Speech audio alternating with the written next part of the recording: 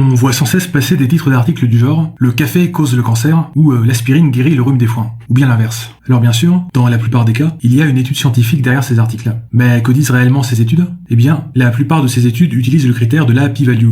Réexpliquons rapidement ce que c'est. Imaginons une maladie dont 30% des gens guérissent naturellement. Donc si on donne un placebo aux patients, ils ont une probabilité 30% de guérir. Du coup, si on veut montrer qu'un médicament X est efficace contre cette maladie, il faut montrer qu'il fait mieux qu'un placebo. Donc on fait notre étude et on obtient un certain taux de guérison. Et donc là, la p-value, c'est la probabilité d'obtenir un taux de guérison au moins aussi élevé avec un placebo. Et l'idée intuitive, c'est que plus cette valeur est faible, plus il est improbable que le médicament X soit un simple placebo. Autrement dit, plus il est probable qu'il soit efficace. Et la norme, en général, c'est que si la p-value est inférieure à 5%, alors le médicament peut être considéré comme efficace. Bon, on pourrait prendre une valeur plus petite, mais en tout cas, à partir de 5%, on a un résultat de recherche publiable. Alors aujourd'hui, il y a beaucoup de critiques qui sont faites à cette méthode. Beaucoup trop pour toutes les évoquer ici. Pour ça, je vous renvoie aux vidéos de Science for All, voir dans la description. Mais la plus grosse critique qu'on peut faire, sans mauvais jeu de mots, c'est que ça ne nous dit rien sur la taille de l'effet. Par exemple, si l'efficacité du médicament X est de 31%, donc à peine mieux que l'efficacité de 30% d'un placebo, eh bien, avec une étude suffisamment massive, on finira par avoir une p-value inférieure à 5%. Le problème, ici, c'est qu'on se focalise sur une question assez binaire. L'existence ou non d'un effet. Mais l'existence d'un effet,